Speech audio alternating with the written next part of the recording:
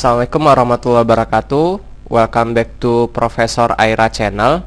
Nah, hari ini kita akan membahas topik lanjutan ya, yaitu derivat asam karboksilat.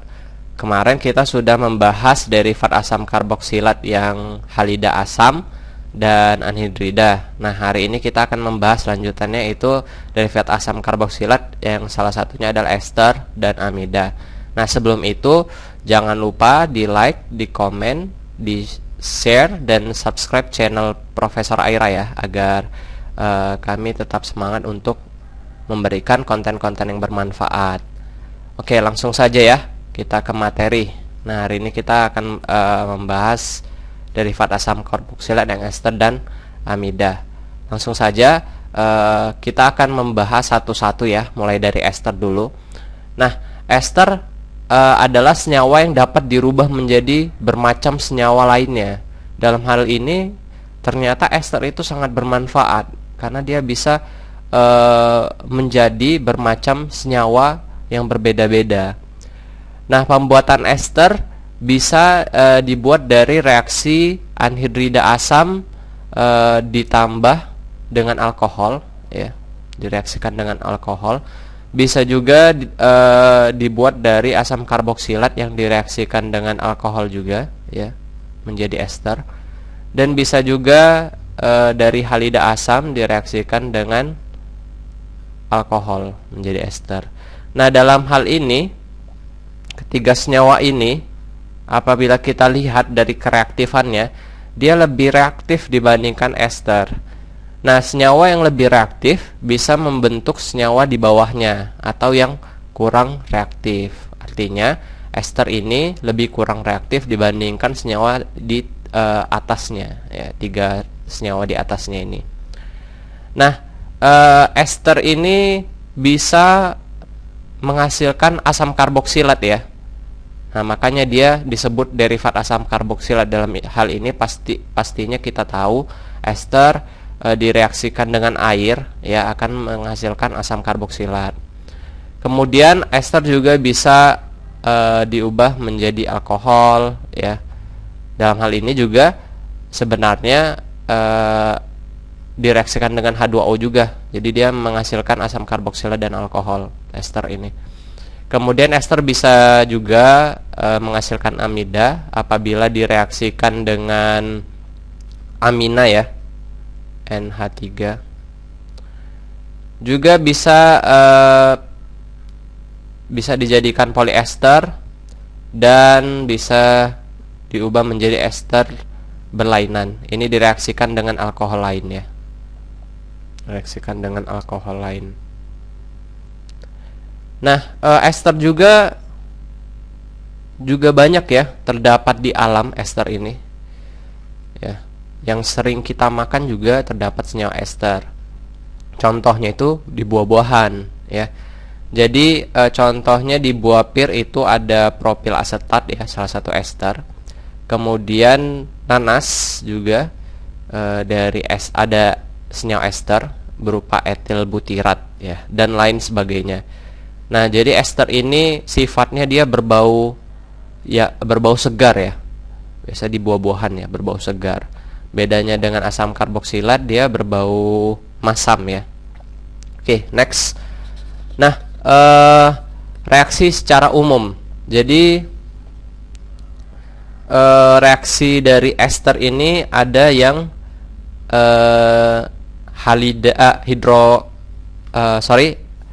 reaksi dengan air dalam suasana asam ya. Nanti di reaksi yang pertama ini, dan dalam suasana basah ya. Nah, kita akan kupas satu-satu. Nah, hidrolisis asam namanya ini ya, apabila dia bereaksi pada suasana asam, di mana reaksi diawali dengan protonasi ya. Ini dia. Jadi reaksi ester tersebut, senyawa ester akan terprotonasi dengan H+ ya dalam larutan asam. Jadi singkat ceritanya seperti ini ya. Jadi H+ ini memprotonasi senyawa ester tepatnya di O ya, di O dia terprotonasi. Di mana elektron bebas pada O akan mengikat H+ ya. Nah, kemudian otomatis apabila O mengikat H+ akan membentuk ikatan OH+ ya, karena dia berlebihan. Nah, artinya di sini plus dia akan tidak stabil dan nukleofil ya. Nukleofil ini akan menyerang karbonil ya, akan menyerang karbonil. Jadi seperti itu ceritanya apabila dia dalam suasana asam. Tetapi dalam suasana basa, nukleofil langsung menyerang karbonil tanpa protonasi. Ya, dimana di sini nukleofil langsung menyerang karbonil, ya. Kemudian otomatis rantai rangkap 2 pada O akan kembali ke O, elektronnya berpindah ke O, dia akan menjadi negatif. Kemudian nanti itu adisi ya, yang tadi yang pertama. Kemudian nanti elektron O akan berpindah kembali ke rangkapnya. Kemudian ikatan OR, gugus pergi yang baik, akan putus ya. Ini eliminasi, sehingga akan terbentuk senyawa seperti ini ya. Nah, ini dia basa kuat ya, basa kuat, sehingga biasanya min OR ini akan mengikat H pada anionnya ya, pada anion ya. Jadi ini karena basa kuat dia akan langsung bisa mengikat H pada anion. Oke, kita langsung saja ke inti topik kita, reaksi hidrolisis. Nah, sekarang kita reaksi hidrolisis yang pertama pada suasana asam terlebih dahulu ya, pada suasana asam. Nah, di mana kita barusan kita pelajari bahwa kalau misalnya reaksi hidrolisis pada suasana asam, dia akan terprotonasi dulu ya esternya, di mana elektron berpasangan O akan mengikat H+ ya, terprotonasi. Kemudian otomatis akan membentuk gugus OH+. Nah, kalau sudah ada plus gini, maka akan ada pergeseran ya, karena nanti nukleofil ya, nukleofil di sini air ya, akan menyerang karbonilnya. Ini diserang ya, kemudian ada pergeseran elektron. Nah, maka akan terbentuk RCOH OR OH2 ya. Di sini air tadi, ini yang air tadi ya. Dan ini dia bermuatan positif. Kemudian karena ini bermuatan positif, maka H akan lepas ya. H akan lepas. Ya, ini dia. H akan lepas. Kemudian terbentuklah RCOH OR OH. Nah, setelah itu ini akan terprotonasi kembali ya, akan terprotonasi kembali ya. Kan di sini ada elektron berpasangan ya, kayak akan elektron berpasangan, maka elektron berpasangan ini akan mengikat H+, sehingga terbentuklah senyawa berikut ya, yang ini. Nah, di sini dia bermuatan positif ya, bermuatan positif. Dan ini adalah gugus pergi yang baik. Kemudian elektron berpasangan pada O akan berpindah ya, berpindah menjadi ikatan rangkap, dan ikatan pada HOR ini akan putus ya. Ini akan terjadi reaksi eliminasi ya, dimana gugus HOR HOR akan putus. Kemudian akan membentuk resonansi ya, resonansi, di mana ini kok seperti ini salah ini salah. Oke, jadi di sini akan bermuatan plus ya, maka elektron pada OH akan berpindah ya, berpindah jadi ikatan rangkap, dan rangkap ini juga elektronnya berpindah ke OH, dan begitu seterusnya ya, dan begitu seterusnya. Nah, nanti akan dari resonansi ini akan menghasilkan senyawa asam karboksilat ya, asam karboksilat. Di sini terdapat 2 asam karboksilat, di mana nanti H+ akan putus ya, H+ dari salah satu senyawa ini akan putus. Oke, itu dia reaksi hidrolisis asam. Kemudian kita masuk ke reaksi hidrolisis basa. Nah, seperti yang kita ketahui, pada reaksi hidrolisis basa ini tidak ada protonasi ya, tidak ada protonasi. Nah, reaksi hidrolisis basa ini bisa disebut dengan penyabunan ya. Nah, reaksi ini tidak reversible ya. Kalau reaksi pada hidrolisis asam tadi reversible ya, kalau ini tidak reversible, sehingga rendemennya juga lebih banyak ya, atau hasilnya lebih banyak ke garam karboksilatnya dan menghasilkan garam karboksilat ya. Oke, kita langsung saja ke reaksinya, di mana nukleofilik ya. Di sini OH- ya, dalam suasana basa akan langsung menyerang karbonil. Kemudian elektron pada ikatan akan berpindah ke O, dan otomatis O akan bermuatan negatif. Ini adisi. Kemudian elektron pada O akan berpindah kembali ke ikatannya, membentuk ikatan rangkap. Kemudian gugus OR akan putus ya. Gugus OR akan putus ya, di sini dia. Gugus OR akan putus. Nah, ini adalah reaksi eliminasi, di mana nanti terbentuklah R CO OH ditambah negatif OR. Nah, karena OR ini adalah basa kuat, maka dia bisa mengikat H+ pada anion. Nah, di sini bisa jadi H+ pada asam karboksilat, ini udah jadi asam karboksilat ya. Bisa jadi H pada asam karboksilat ini diikat oleh apa ya, ininya, basa kuatnya ya, sehingga dia bisa menjadi ion karboksilat, ion asam karboksilat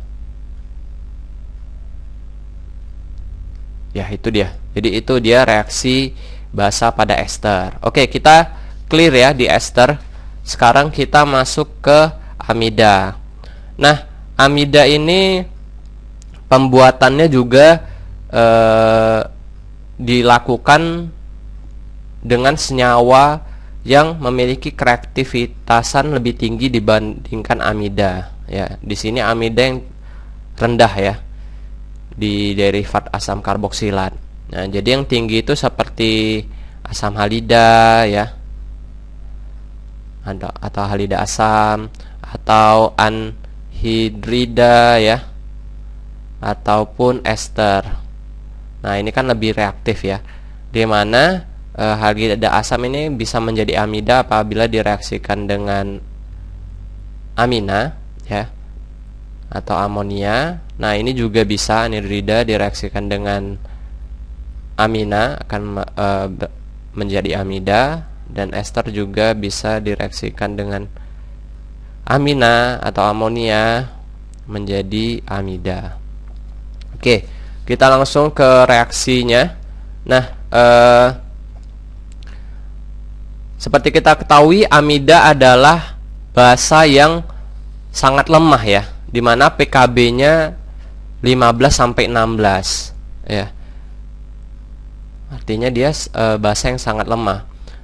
Ini dibuktikan dengan reaksi ya, dimana kalau misalnya kita lihat ini amina ya, amina ya, bukan amida ini ya. Amina akan apabila direaksikan dengan asam kuat, dia bisa menghasilkan garamnya ya.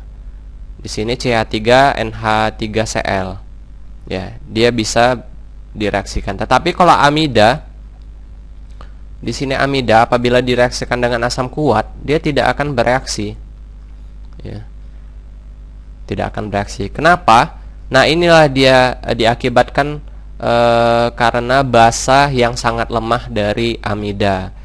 Kita lihat di amida ini ya, dia bisa beresonansi ya. Ya. Karena di samping karbonil terdapat gugus N ya, terdapat N. Nah, dia bisa beresonansi, maka karena dia membentuk resonansi bisa dikatakan tidak ada lagi kebasan di karbonilnya. Jadi bisa kita lihat ini beresonansi ya, ini elektronnya berpindah menjadi rangkap, kemudian ikatan rangkap elektron ini akan berpindah ke O, maka menghasilkan O negatif dan NH2+. Kemudian elektron ini juga akan berpindah kembali, dan ini akan berpindah kembali, dan seterusnya ya. Jadi dia resonansi sehingga karbonil ini ya tidak ada lagi pasangan elektron bebas yang bisa disumbangkan. Dia stabil sehingga dia merupakan asam yang sangat basa yang sangat lemah ya. Oke, itu seputar amida ya sedikit. Kita langsung ke reaksi hidrolisisnya ya. Oke, reaksi hidrolisis pada amida ini merupakan analog dari hidrolisis ester ya. Jadi hampir sama. Dia ada di suasana asam dan basa. Kita masuk ke suasana asam dulu, di mana seperti biasa protonasi ya, elektron berpasangan pada O akan memprotonasi H+ ya, karena dalam suasana asam. Kemudian terbentuklah OH+ di sini. Nah, setelah itu nukleofil ya akan mengadisi karbonilnya ya. Nah, di sini ada reaksi adisi ya.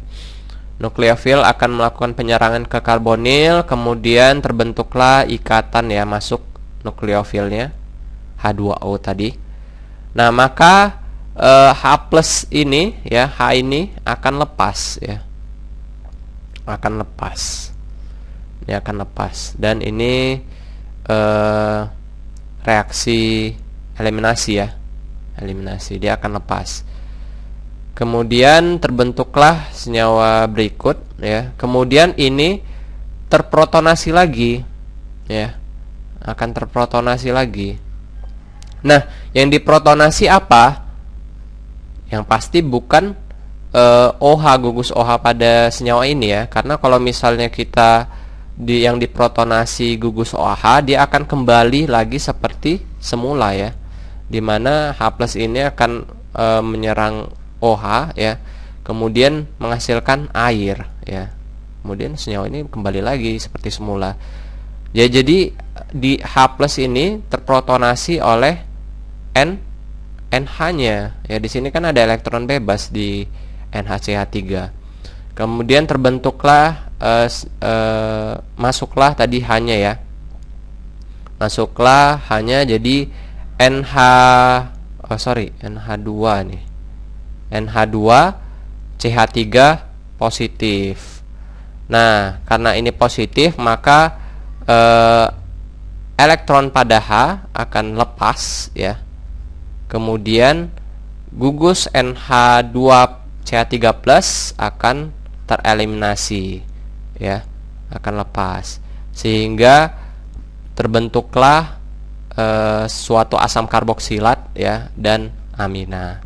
Itu dia kalau reaksi hidrolisis pada suasana asam. Nah, apabila dalam suasana basa, sama juga analogi dari ester, di mana amida ya akan diserang ya oleh nukleofil OH- ya, karbonilnya akan diserang. Nah, ini reaksi adisi ya, reaksi adisi. Kemudian otomatis elektron pada O akan berpindah Nah, sehingga menjadi O negatif. Kemudian O negatif ini akan berpindah kembali ke ikatan rangkapnya, sehingga NH2 akan putus, ya. Nah, akan terbentuk asam karboksilat dan NH2 min, ya. Di sini ini bersifat asam kuat, basa kuat, ya, sehingga dia akan langsung mengikat H, ya, di sini anion, ya, akan membentuk NH3. Nah, di sini bisa jadi dia mengikat H pada asam karboksilat, ya, sehingga menjadi ion asam karboksilat, ya, ditambah amina, ya. Nah, itu dia reaksi dari derivat asam karboksilat, di mana di sini kita bahas ester direaksikan dengan air menjadi asam karboksilat pada suasana asam maupun basa. Begitu juga dengan amida. Oke, cukup sekian materi dari kita. Terima kasih telah menonton video ini. Jangan lupa dukung terus channel ini, ya, dengan cara like, comment, subscribe, dan share. Karena subscribe itu kan gratis, ya. Jadi apa salahnya kalian mensubscribe channel ini agar terus berkembang. Oke, see you next time di materi selanjutnya. Assalamualaikum warahmatullahi wabarakatuh.